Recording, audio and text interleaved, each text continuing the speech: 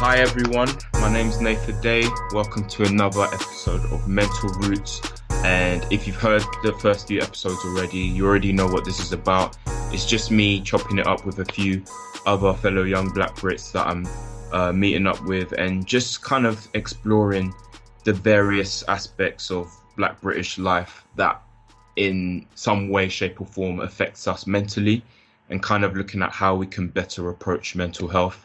I'm mainly doing this as research for a short film that I'm working on, and it's being supported by Rural Media's new creative scheme, and it's being commissioned by the BBC as well. So it's just a short animated film exploring a young Black British man's experience of mental health, and I'm just kind of adding my research through this podcast. So here today with me, or tonight rather, as of the time we're recording this, I'm here with my friend Samson. Samson, I'll let you introduce yourself, say who you are, and then we'll get into it. Yo, hey guys, yeah, I'm Samson. I do music. I'm an entrepreneur as well. I've got a couple of businesses that I run. Yeah, and I work as well. So yeah. Yeah. And you're a music artist, or in the making, I guess. Yeah, in the making, man. Just trying to pave my way. Awesome. So cool. Let's get into it. So let's just start off with you. Let's give some background information on like what country your family is from, where you grew up, and I guess kind of you can start talking about your mental health experience. I'll just let you take it away. Mm-hmm. Okay, so I was born in London, but I grew up on the outskirts of London. So so like the outskirts of like Northwest London. My parents are both Nigerian, both from Nigeria. My mum was born here, but she was brought up in Nigeria. Then my dad was born and raised in Nigeria. So yeah, just very Nigerian. Both Yoruba as well. Yeah. So yeah, man. I think my experience in terms of I think a lot of my experience relates to identity because although I knew my heritage and where I was from, and I was quite proud of that, the area that I was in meant that I went to a school that was even further out from London. So so my school was actually like predominantly white. So went to a predominantly white school. And was it like a well-respected school? Was it quite? It was seen as quite well, or quite average? At the time that I was applying, it was seen as like one of the best schools in the area. All right. And so basically, I actually did a test for another school, but didn't get into that one. But I managed to get into the other school because of the marks that I'd had were like past the boundaries for that particular school. So it was selective. You had to do like a test and this and the other. And so yeah, the area was like predominantly white, and predominantly white school as well. And then because of that, it was like you could easily get lost in that because I at the same time like I remember this one lyric that I'm not sure if you know about Earl Sweatshirt, but there's one lyric where he was talking about there's one lyric where he was talking about Tyler the Creator, and he was saying that he was too white for the black kids but too black for the white. And I really felt like that. Like I really did feel like that. Like because I would try and fit in with like white people, and then they would take the mick out of like the way I looked or this and like make dead jokes or try and do an impression of like my dad or this, that and the other. And then you always had that. And then so just irritating like fam, I can't even lie to you. I remember a time, so I used to be an army cadet, I remember a time I was on a coach. We were on a coach on a trip. So all the army cadets were on a trip. And then police car starts going by and you could hear the sirens and you could see the lights. And then everyone's just like, "Oh, Samson, what have you done? What have you done?" Like as a joke. I'm the only black kid on the coach. Do you get what I mean? It's look, that hurts, man. It literally, every single joke that they made was like a that noise you just made. It was like that for all of them. It's like when you're with like the man them and they're always giving you jabs as a joke, Yeah, yeah, and yeah, you're yeah, yeah, smiling yeah. and it's like, But but the pain it's is hurting deep down. exactly that. Oh man, And because what you're doing when you present it, you laugh it off.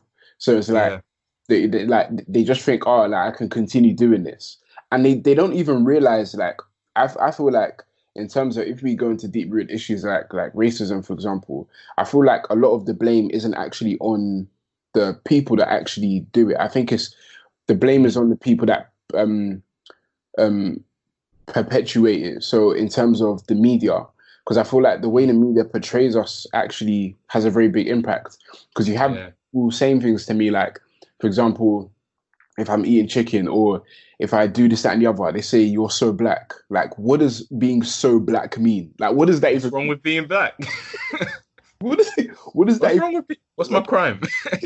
like? They're literally saying you are Mm, so like full of melanin. Like that's literally what they're saying. It makes no sense. Like it logically makes no sense.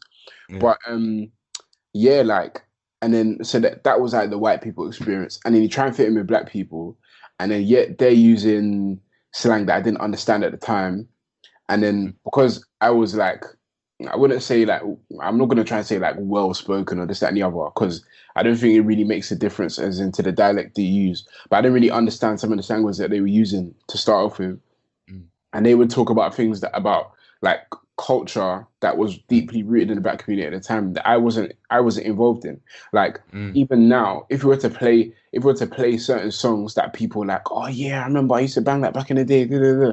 I never banged it back in the day. That's not what I listened to. I I, relate, you know. I I wasn't out, relate. fam. I was feeling out. Like the music I listened to growing up was Tyler the Creator because Mm, he was like he spoke about being an outcast in his music, and that's how I felt. So I resonated with that. And yeah, yeah, like it just came to a point where I had to kind of like find my own lane type thing. So yeah, yeah, but then it does have an effect on you mentally because then I found myself like creating this persona of who I wanted Samson to be, and then mm, like doing the most to try and fit myself into that. So even if I did things that I was uncomfortable with, or lying about my life to try and make myself sound cooler, or this, that, and the other, and yeah, then it would always ended up back in my face. Like just it didn't work out eventually. So yeah, mm, like but then as time has gone on now, I'm just it's because I've suppressed who I really am deep down for so long.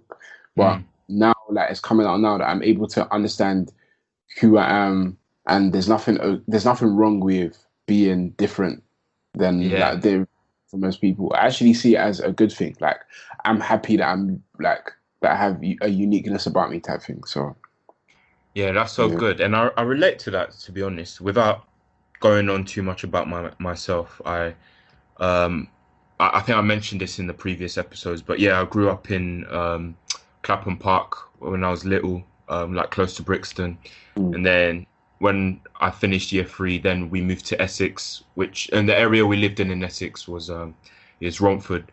And you know, that was a lot more predominantly white and yeah, it was just I experienced some bullying at school. I always felt like the odd kid out.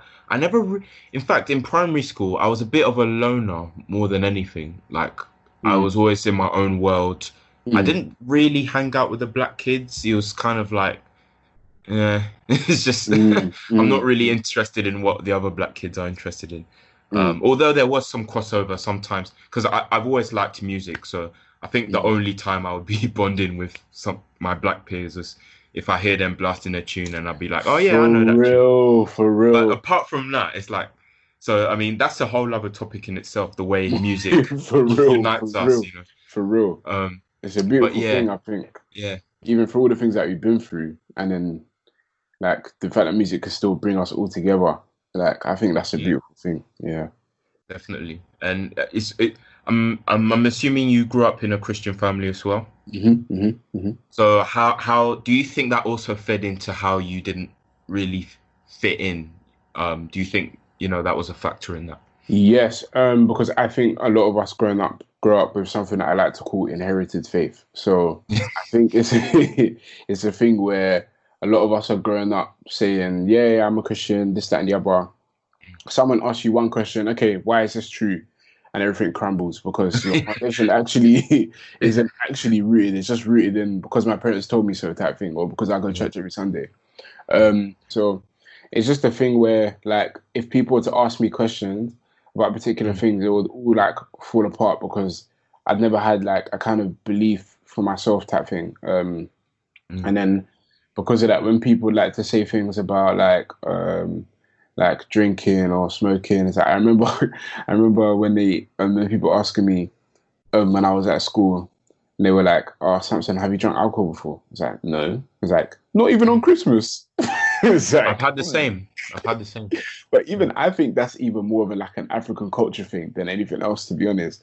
Yeah. Yeah. Um, but Yeah.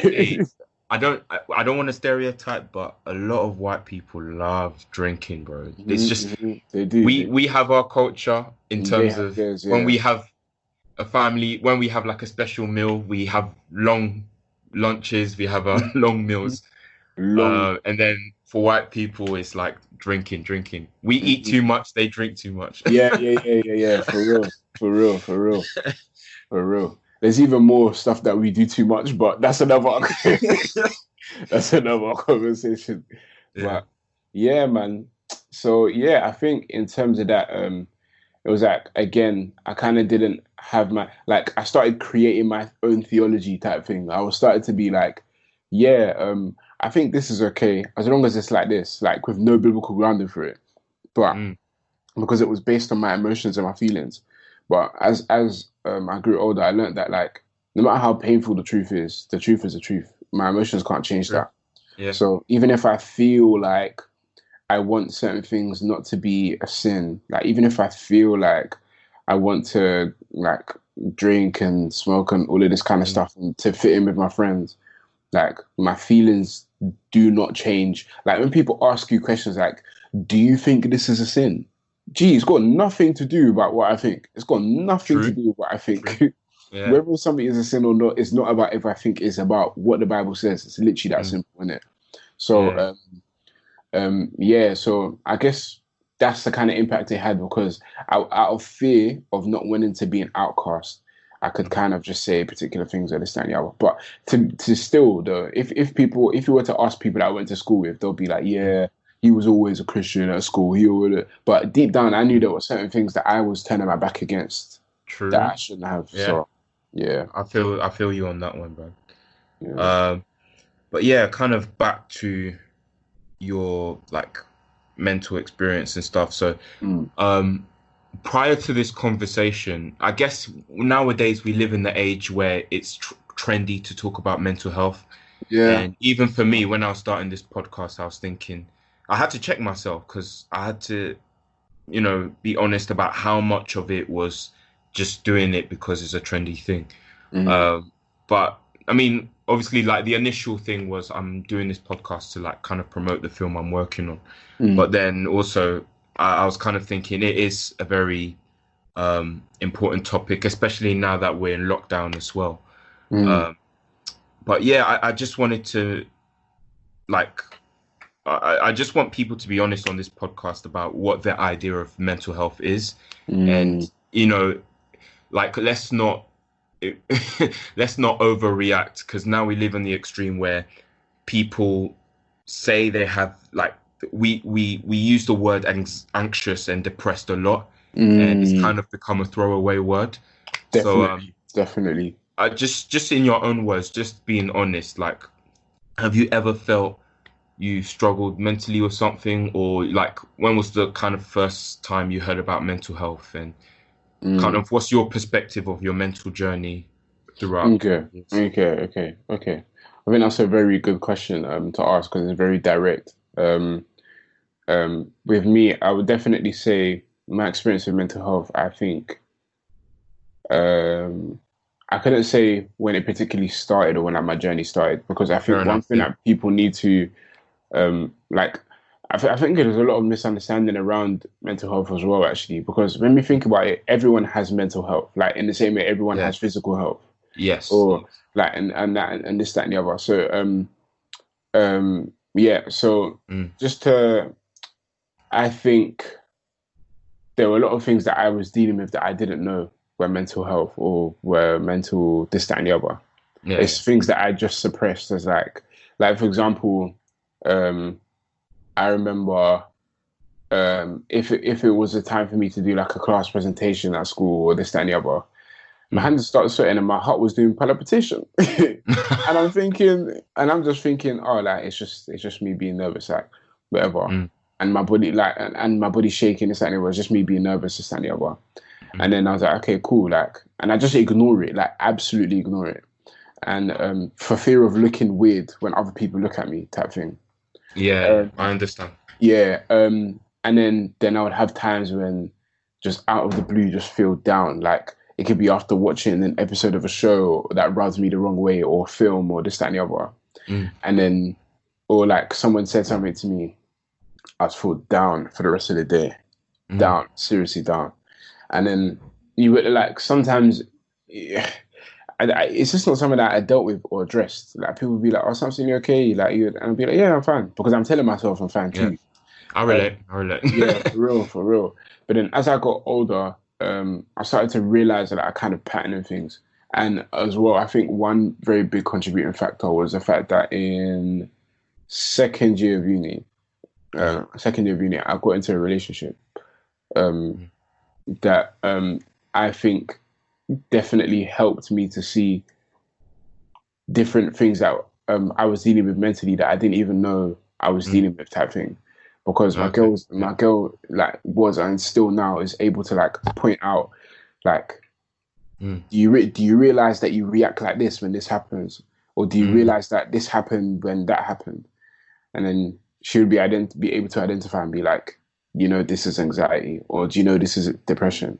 Mm. Um, it was like God orchestrates things in a way in it. She studied psychology, so it's not like I can pretend it in front of her like I was pretending to everyone else.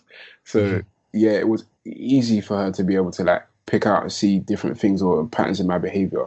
Yeah. But I would say second year as well was the time where I hit like probably my lowest point because that was a time when like assignments were just heavy on my neck, Mm. and I feel like I'm a very big critic of myself as well.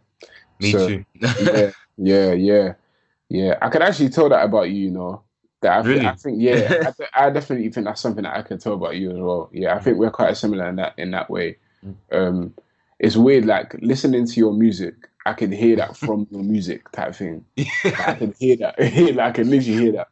But yeah, like because I'm such a big critic of myself, I would see, okay, whether I want Samson to be in like 2 months or whether I want him to be next week or where should he be right now.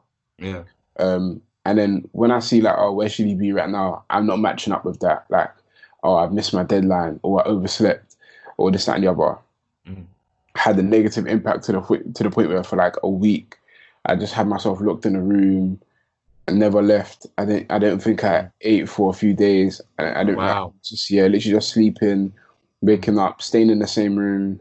Like it was bad, didn't it? And Mm. yeah, but we thank God that He gave me the strength to like come out of that. I've had other times where like my mental health was like depleted to Mm. that kind of state, but um I understand that like obviously I feel like I'm 100% getting better now, not because it's a thing where it's like stopping as such, but I'm able to identify when it's happened and why it might have happened, and then I say, Yeah. okay, cool. It's not the end of the world. Like I know it was because of this, and this, like these sequence of events. Mm. Um, and then when I'm able to identify and see that, it helps with coping with it because when you're Mm. able to cope with it, then you're able to say, you know what, Samson, take a break. Like you don't actually have to work Mm. your ass off for the rest of today because Yeah. this is what is happening right now. Like your health is the most important thing. And Mm. then when you're able to prioritize that, then things just become way smoother, like way, way, way smoother. Mm. And rather than when you're trying to explain yourself to other people and they think you're being attention seeking or this, that, and the other. Because Mm. I felt like that was kind of my experience at school as well. If I try Mm. and say, oh, this, that, and the other, or it's being attention, say, oh, you're over exaggerating, or this, that, and the other. But now Well, I'm able, who did you think would say you were exaggerating? um, if I'm going to be honest, the people around me, like my friends and stuff, Mm. I thought they were going to say that I was exaggerating for Yeah. sure, because I had experiences at school when I was told that I was exaggerating, Mm. or when I've tried to speak to like someone that's supposed to be a counselor at school, and then they just say, "Oh, like it's okay, like Mm. you're fine. You just haven't slept enough or something, or Oh, like yeah, yeah. Yeah, yeah, I get it. just stuff like that, and very Mm. dismissive. Yeah. Um, yeah, that was a secondary school, so it was just like, Mm. okay, cool. Maybe it's just me in my head. I'm making it up, Mm. but yeah, you slowly learn to realize Yeah. it's a dangerous way to think about things because Do you yeah. think it would have been easier for you to open up about how you really feel if, because you said you went to a school which was predominantly white, did you kind of feel like the black community in that school was kind of, kind of separate in a sense? Did you find it hard to engage with the few other black people or ethnic minorities in the school? And do you think maybe if you had a few more sort of pe people like you that you could relate to whilst growing up, it might have been easier, or do you think it might have been even harder? Because there's the other Mm, side to it as well, where a mm, lot of us as black people, like, I think some black people will say, I found it easier to open up to my white friends than to my black friends because mm, we're so mm, used to, as black people, having to and again, it's so deep. There's so many factors contributing to it, especially the media as well.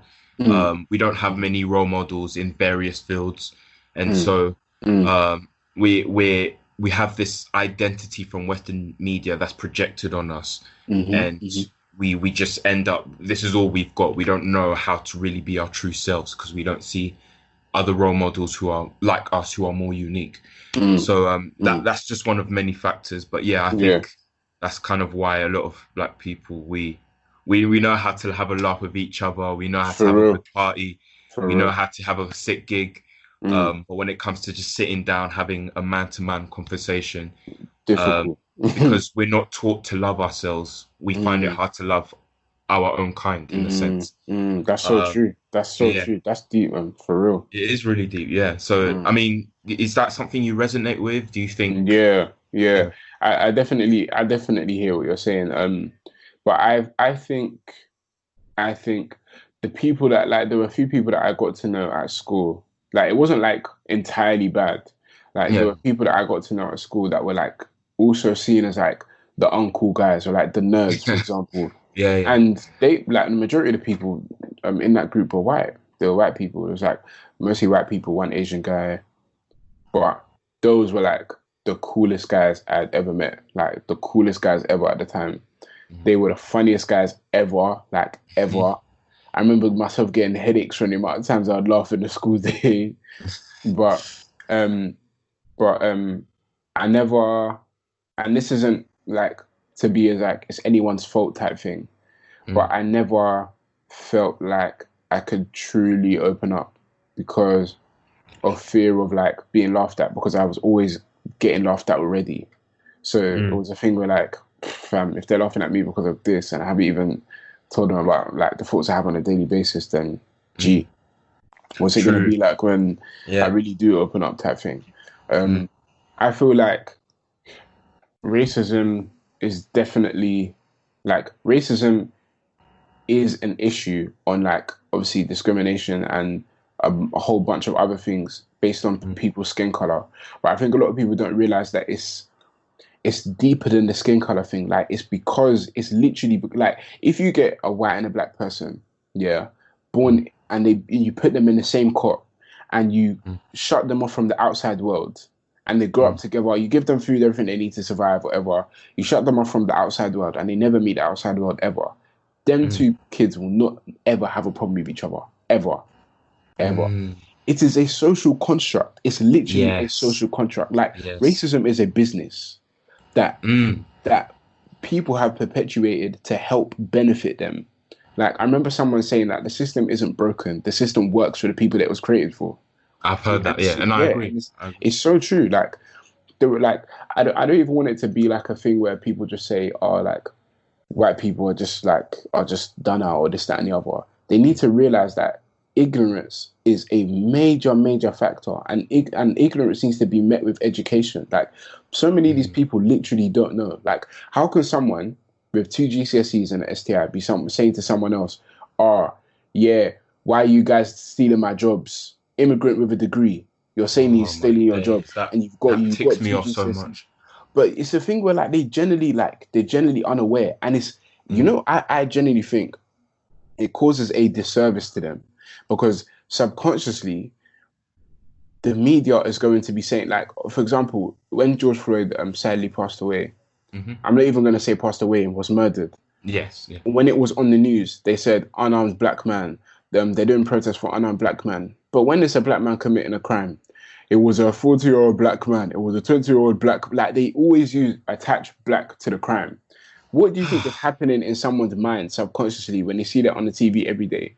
These white people that we're seeing as racist are Mm, literally trying to protect their own. They see that on TV. They're like, yeah. well, I'm working hard every day, and I'm just seeing Mm, these black people on TV every day, like shooting each other up or stabbing each other. mm, Like, that's I don't like that. And mm, I'm like, okay, cool. Like, this is what the media has decided to put in front of everyone's face. Like, they've literally mm. decided to do that.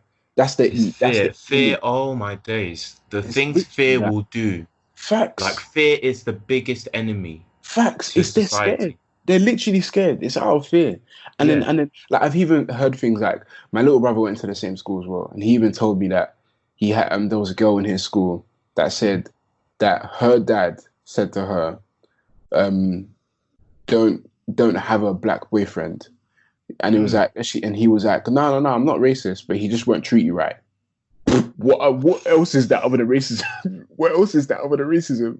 He just That's won't it. treat you right. The minute you hear someone saying, I'm not racist, but wait. For There's no real, but. What are you talking about? for real. Like, I think in this day and age, yeah, people are more afraid of being called racist than actually being racist, Oh my days. People and they are don't even obsessed. understand. Political correctness will be the death of us, bro. For real, man, for real, man. But yeah, sorry to digress, but Mm. Hey, no. It's cool. It's cool. Mhm. Um, I guess another thing I want to talk about is this idea of work. I think this will be the last point we touch on, Cool. Yeah. but I think it links in quite well with what you're doing now. So Mm. just let everyone know, firstly, what you did your degree in and Hmm. Hmm. kind of where you're at the moment in terms of your dreams and your ambitions. And Cool. then we'll just start to unpick kind of what has contributed to your attitude of work. Mm. Because I think the way we're brought up as Africans has a lot to do with that, and also what Definitely. popular culture tells us. Mm. I also have this belief about we as Black people, we have to work harder to Hmm. see the influencers we want to see. In fact, Hmm. forget about seeing them. We have to be them, if that Hmm. makes Hmm. sense. Hmm. Hmm. That's kind of how I feel. I don't know if you Hmm. relate to that. No. Um, You're so right, man. You're so right. For real. so For yeah, real. I'll let you take it away and just talk about where you're at professionally. Mm. All right. Cool. So, I studied economics and finance at uni. Got a first class.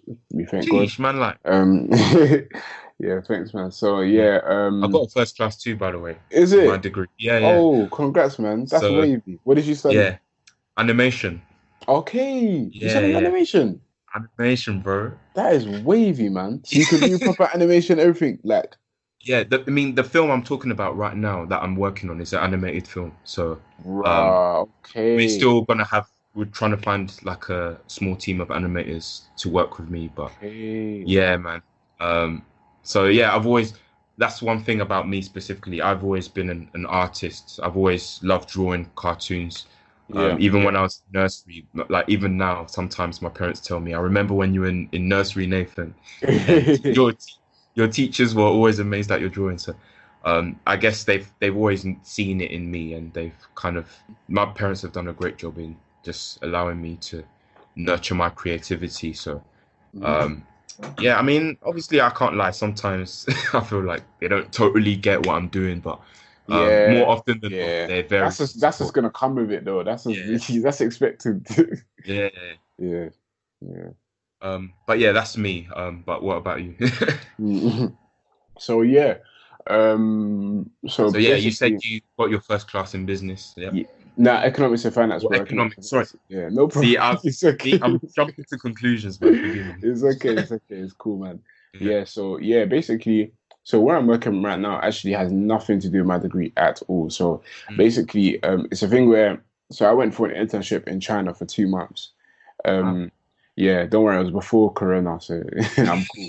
But yeah, so that was like an amazing experience. And then from there, my mind was open to like the world of tech. And Mm. because of that, um, it was a thing where, sorry, because It's all of right. that, it was, yeah, sorry, because of that, it was a thing where like I was very, very interested in tech.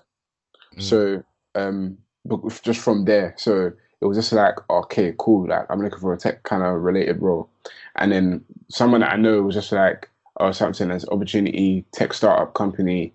They're Mm. like looking for like someone to hire, this, that, and the other. And then I was just like, okay, cool. Like I'm gonna apply. So I sent through my CV, had a couple of interviews, and they liked me. Mm. So cool, I got the job. And then beyond that as well, my dad had always taught me growing up that you're not going to be able to get everyone to like you, but True. you need to make sure that everyone respects you. So Mm. basically, put yourself in a position where there could be someone in their head, they're like, I don't want to employ this black person, but he's the person that has the best skills, he's the best qualified. There is nothing we can do but employ him, type thing. That's And exact. Literally, was this? I think it was yesterday or the day before, right? We had like a family conversation about this, and okay, yeah, yeah, my younger brother, he's doing college now. He's 5 years younger than me. So okay. yeah, he's just at a stage where it's like, unfortunately, he had a difficult journey in his education, and he wasn't Mm, always getting the support he needed. So mm, he kind of has fallen behind his age group in some ways. But mm. yeah, my parents have just encouraged him, like, yeah. At some point, as African parents, you have to sit down with your child and just tell them the truth that Facts. you will have to work twice as hard. Hmm. So and yeah, I mean, I feel for my brother because he hasn't had it easy, but he's Mm, we had a really nice conversation, and mm. our parents literally said what you just said, like, Yeah, you have to yeah. put yourself in a position where the employer will be like, I have no choice but to Hmm. employ this Hmm. person. They've gone Hmm. above and beyond. They're doing all sorts of things that most other people in their field are not doing. Facts. Um, so yeah, it's very true.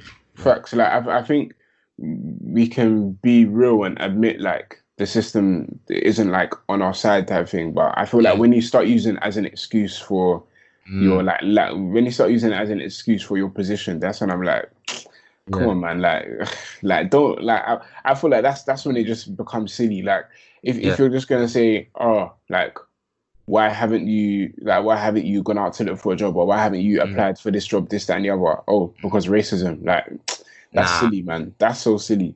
I find it so silly. But Think um about our ancestors, bro. What they exactly, had man. to sacrifice. Did they say because racism? Imagine. For real, for real. Like my dad even told me he had times where like he would call a like employer or like a landlord to look for somewhere to stay. They would hear his accent and they would say, "Sorry, we don't take black people." Like, Mm, you mad, fam? Did he allow that to stop him from becoming a lawyer? Nope. So that's it's a amazing. thing where, yeah, man, inspirational, very inspirational. Yeah. Um, but yeah, like it's that's like that's what it's like in it. So that's what I was Mm. learning growing up. Also, I went to a Saturday school growing up as well. That was Oh, for okay. Afro Caribbean children. Mm. And that kind of I've heard about. I read Akala's book. I don't know if you know natives. about it. Natives. Have you read Yeah, it? I'm reading it right now. I'm reading it right now. So is Yeah, it similar to his experience where yeah, he had Pan to go to African. Yeah, yeah, kind of? yeah. Oh, okay, Every time I interesting. see him talk about it in his interviews, I'm like, yeah, what's one of those too?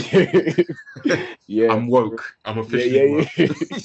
So basically, that was like what helped me during secondary school as well, because That's during good. the week I was at predominantly white school, but then on Mm, Saturdays I was going to school with all the other kids that were like from where I was from as well. And then mm, during the assemblies, we would learn about African history and about the truth about our history as well, and the history that we aren't taught.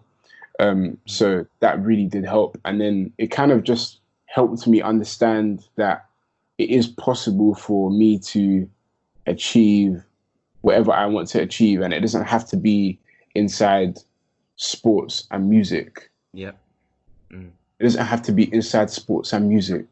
Mm. Or on the other end of the spectrum, it doesn't have to be being a doctor, Exactly, whatever. Yeah. exactly. And they would tell me that, yeah, that it is possible that um, I can still make something of myself. But then afterwards, eventually, I started to see a pattern in things that I didn't want to. I hate having to depend on other people, right? Mm. So um, when thinking about like having a job and working, I was thinking, okay, like, by the way, there's nothing wrong with having a 9 to 5. I'm not against having a 9 to 5 altogether, but I just think for me It's not the personally, destination though. yeah. You know what? Yeah, I think for some people they're okay with that, and I don't Okay, see. yeah. Yeah, I think some people are okay with that, and I don't see like if someone's on like 120K salary, I Mm. don't see. I don't if they or, you know they don't even have to be on 120K if It's they're just on about how if satisfied they you are, enjoy, yeah, really. exactly. If they Yeah. enjoy it, yeah.